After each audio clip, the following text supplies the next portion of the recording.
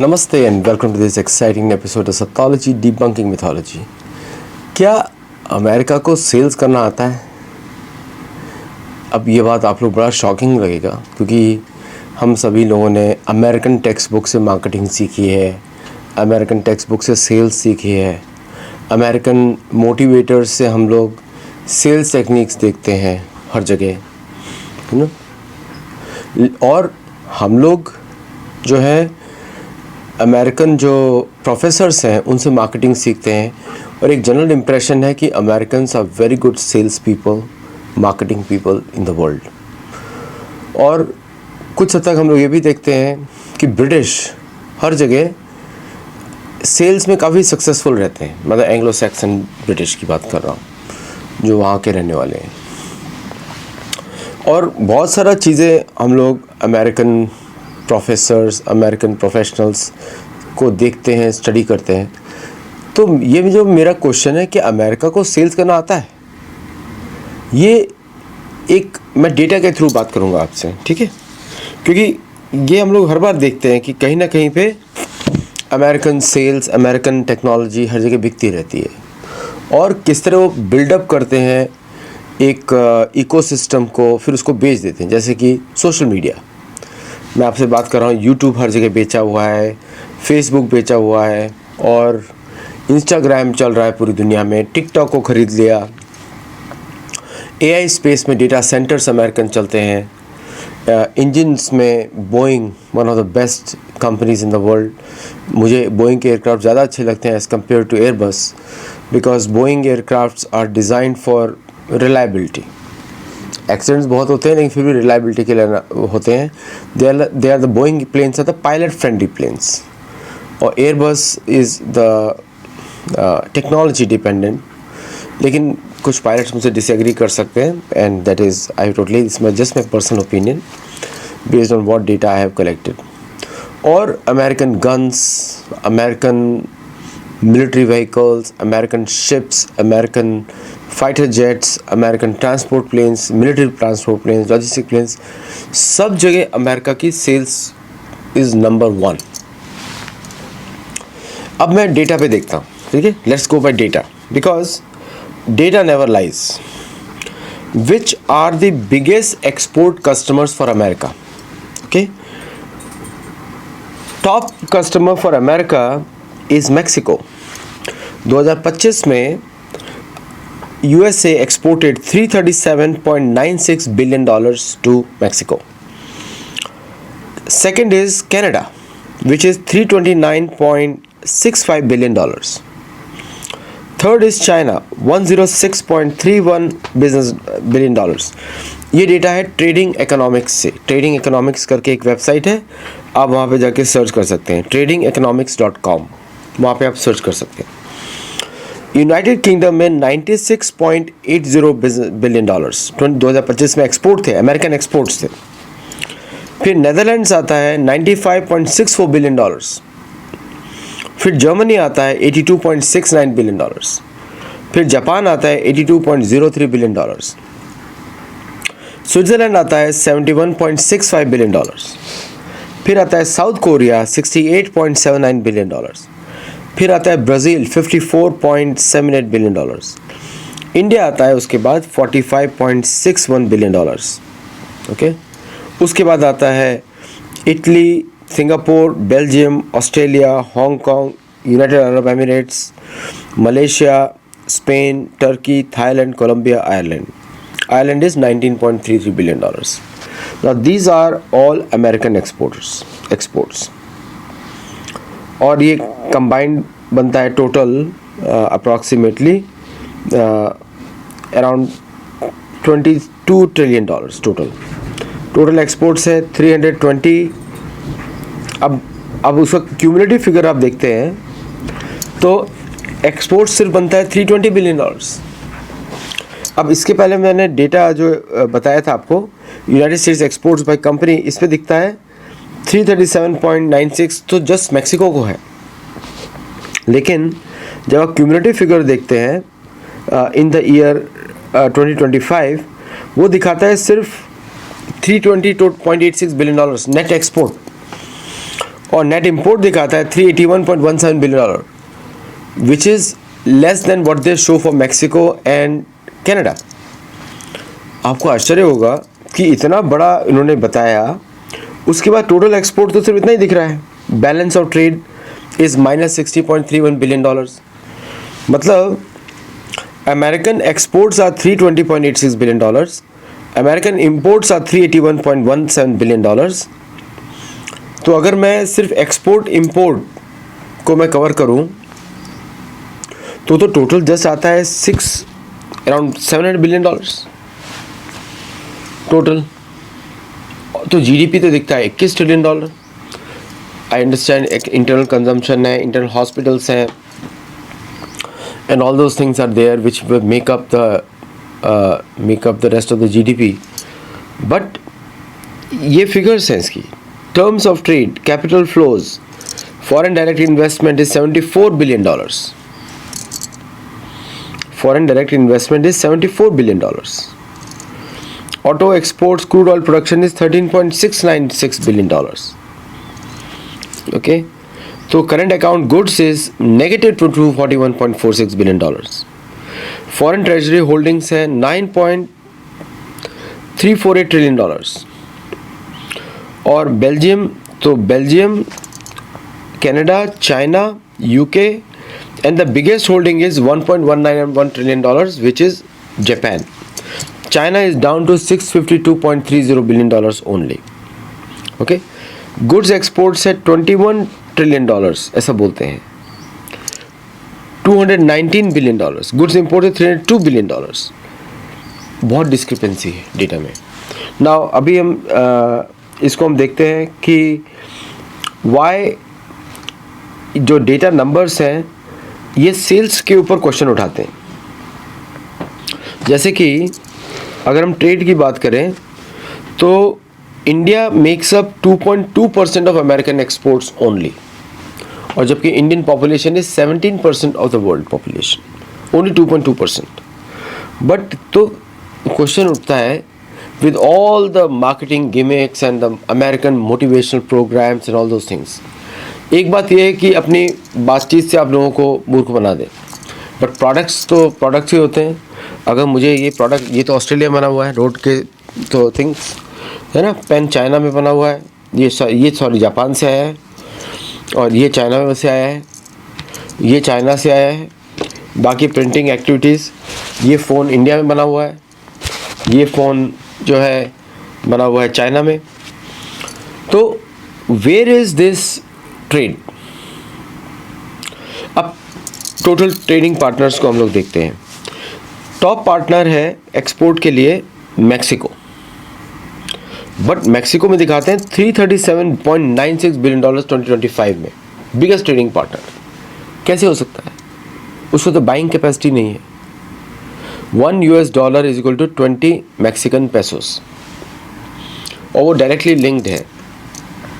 17 to 20 fluctuate करता है, कभी 16 भी पहुंचता है, but it is managed by the government of Mexico and the US। तो हाउ डिड दिस हैपन? अब इसके टॉप ट्रेडिंग पार्टनर्स में पहली बार मैं जनरल कमेंट्री करूंगा। आप देखेंगे Mexico, Canada, United kingdom, Netherlands, Germany, Japan, Switzerland, south Korea, Brazil, France, जो टोटल शुरू के 11 पार्टनर्स है, I am excluding China here, ये सारे किसी न किसी ट्रीटी ऑब्लिगेशन से अमेरिका को बने हुए हैं। मैक्सिको को तो आप भूल जाइए, मैक्सिको को एक पॉन्जी स्कीम की जैसा यूज़ किया जाता है। American products go to Mexico, और वहाँ पे थोड़ा वैल्यू एडिशन होता है, असेंबलिंग होती है, and they come back to Mexico, to US। तो Mexico doesn't earn anything from exports from Mexico to US other than salaries. वो it is makes up only 2.2% of the net expenditure. Okay, that's a good way, business अच्छा है। Canada is also a transit point. American products are sent to Canada and then imported back. अब double count हो गया ये, okay, क्योंकि उसमें 80% American product already था, 15% उन्होंने वैल्यू ऐड किया, 5% दे अर्न प्रॉफिट। और वापस आ गया. Now it is Canada's export as well as American export, दोनों लोग अपने एक्सपोर्ट में काउंट कर रहे हैं, लेकिन net money exchange between the two was 15% only. Okay, तो ये सारी डील्स ऐसी हैं और these are all coercive trade practices. मतलब बिना गवर्नमेंट के खतरे से या गवर्नमेंट के धमकाने से कोई भी सेल नहीं हो रहा है, ना इधर मैक्सिको को ना कनाडा को. सपोज मैक्सिको बोलता है हमको नहीं चाहिए आपके प्रोडक्ट्स, अमेरिका क्या करेगा? Will stop market access to Mexico. Suppose Canada बोलता है हम आपके प्रोडक्ट्स में वैल्यू एडिशन नहीं कर सकते बिकॉज दीज आर, आपको भी प्रॉफिट मिल रहा है, हमको तो कुछ मिल नहीं रहा है, हमको तो 5% मिल रहा है. You are earning, your companies are earning tax credit and then you are importing it, so you are deducting it from your import cost. उसके बाद आप अमेरिकन पब्लिक को प्रॉफिट में बेचते हो. So the companies are earning on export subsidies. Then import किया है तो वो कॉस्ट में इंक्लूड हो गया, तो एक्सपोर्ट प्लस इम्पोर्ट में आपने प्रॉफिट बनाया and then you are selling it to your people, then again you are making the net profit.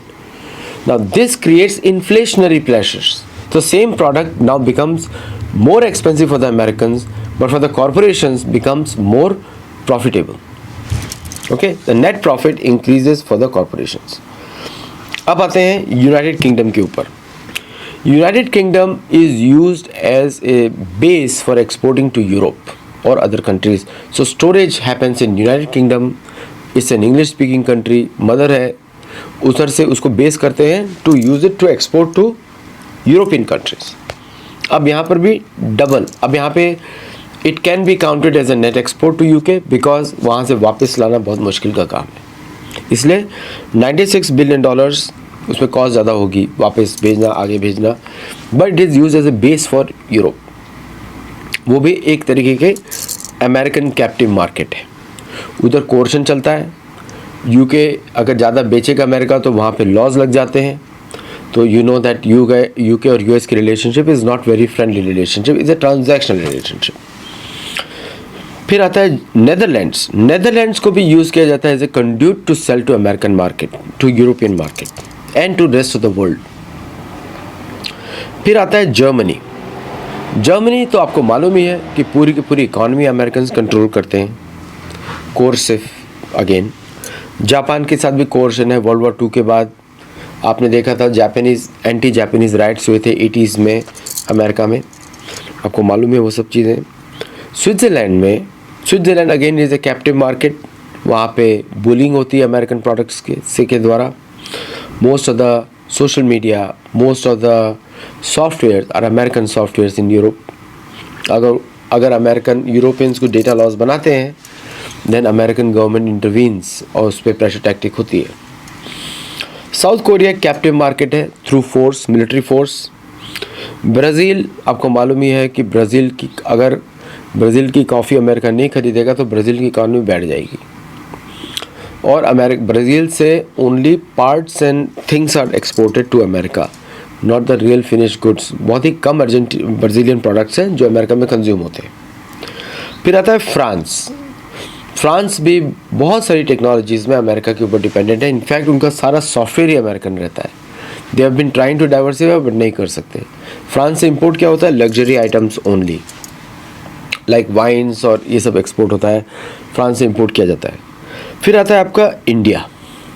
India में American companies make real profit क्योंकि यहाँ पे इंडिया जो है एक इंडिपेंडेंट एंटिटी है और इंडिया में एक्सपोर्ट करने से अमेरिकन प्रोडक्ट्स को ज़्यादा प्रॉफिट मिलता है because the rates are driven by the market, not by the cost and revenue of the product.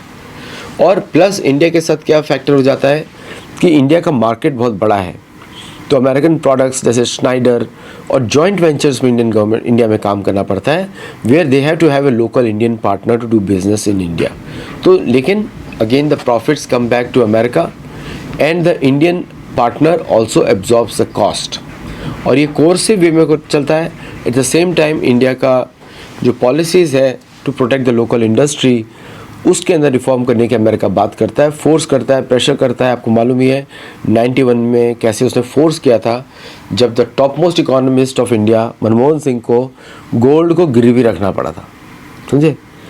इतने हैं टॉप मोस्ट इकोनॉमी, क्योंकि वो हार्वर्ड में पढ़े हैं। अमेरिका में इकोनॉमी सीखोगे तो सोना ही बेचना पड़ेगा और कुछ नहीं होने वाला। American universities don't teach you real economics, they don't know, savings करना आता नहीं उनको। तो इटली, सिंगापुर, बेल्जियम, ऑस्ट्रेलिया, सब जगह कोर्सिव सेल्स चल रही है। तो अगर आप डेटा देखते हैं तो the only thing is used by the America is coercion, military power and sanctions. आप अमेरिका से नहीं खरीदोगे, आप पे सैंक्शंस लग जाएगा, आप पे टैरिफ लग जाएगा अगर आप अमेरिका से नहीं खरीदोगे। अभी ट्रम्प भी वही लैंग्वेज बात कर रहे हैं। तो क्या अमेरिका ने कभी सेल्स करना सीखा, इक्वल प्रोडक्ट्स में compete किया? नहीं किया, क्योंकि बिजनेस में और वॉर में एवरीथिंग मैटर्स। सेना का प्रभाव जिसका ज़्यादा होगा उतना ही ज़्यादा बेचेगा, खरीदेगा। आपको मालूम ही है G404 engine, G414 engine is a classical case of American leverage over aircraft manufacturing in India.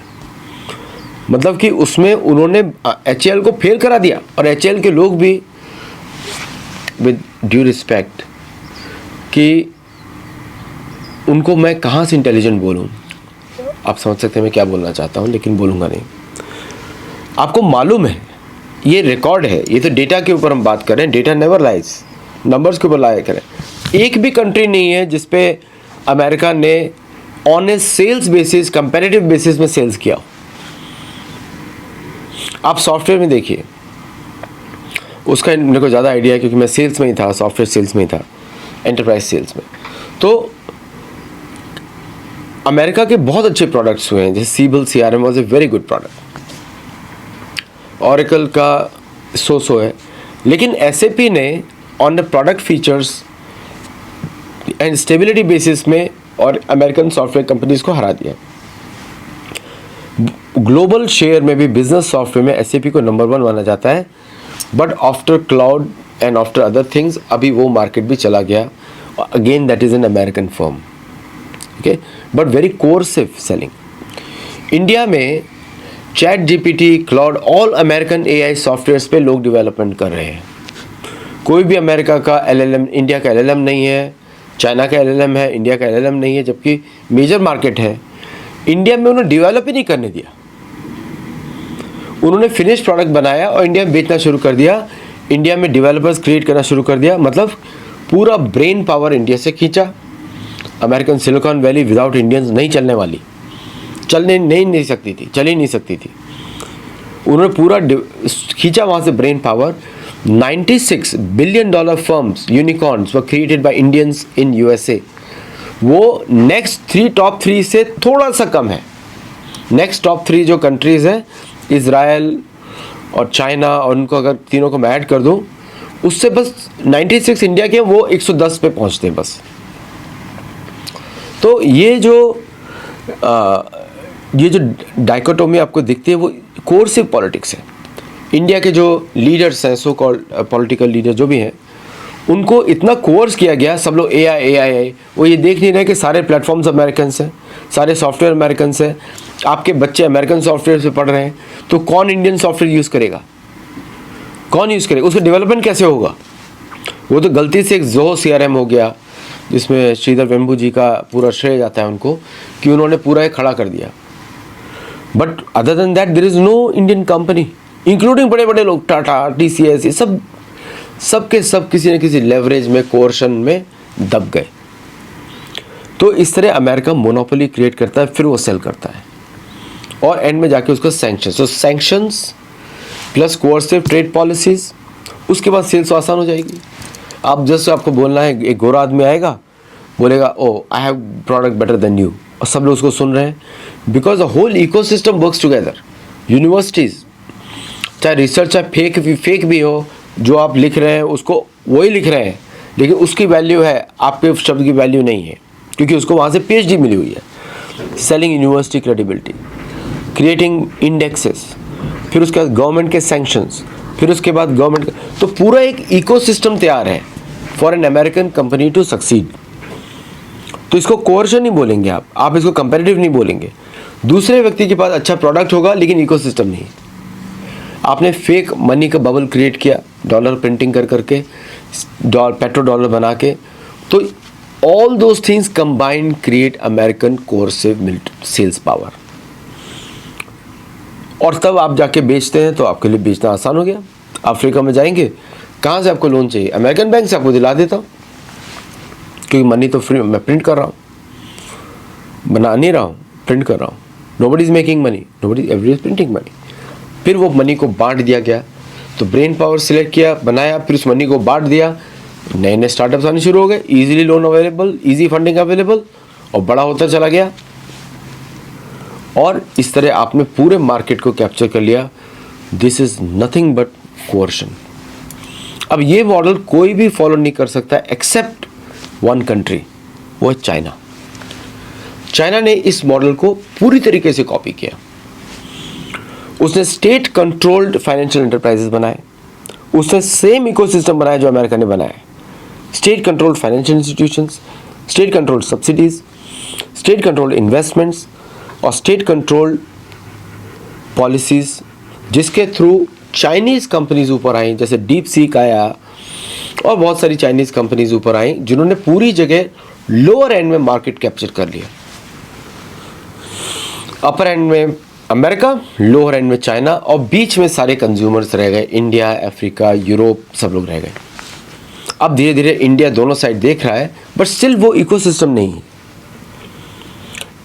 क्योंकि इसी तरीके से ट्रेड होता है जो आज कलयुग में चल रहा है। वो वाला ज़माना चला गया कि आपका प्रोडक्ट बेटर है, आप खरीदा जा सकता है, क्योंकि यहाँ पे पूरा इकोसिस्टम ने सपोर्ट भी बनाया, एक सैलरी सिस्टम भी बनाया, एक सिस्टम बनाया जहाँ पे people were well paid for doing their job.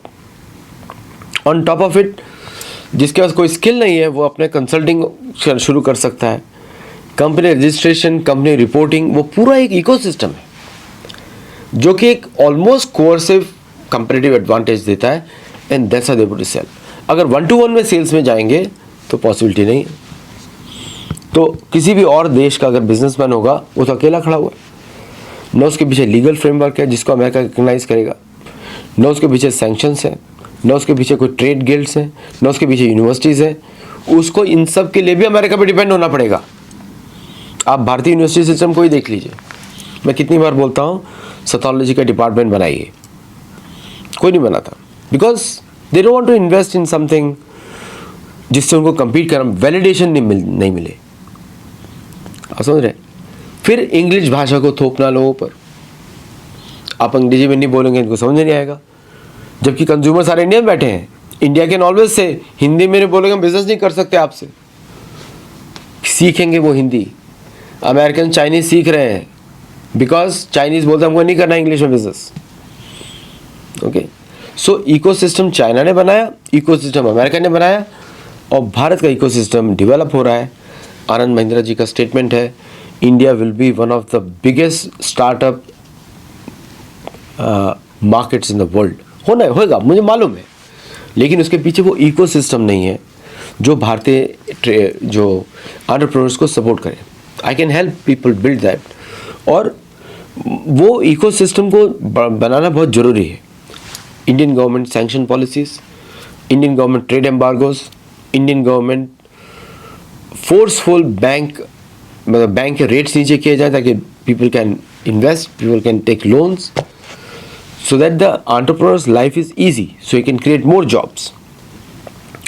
तो वो बहुत कुछ सीखने के लिए है, लेकिन एट द सेम टाइम अगर मैं ओवरऑल देखूं, डेटा को देखूं, तो अमेरिका ने बिना कोर्शन के कोई ट्रेड किया ही नहीं है। तो मतलब सेल्स आती है कि नहीं आती है मुझे पता नहीं, क्योंकि इतना इकोसिस्टम के बाद तो एक वर्ड ही इंपॉर्टेंट है, फिर तो खरीद लो, मैं अमेरिका से आया हूँ बस।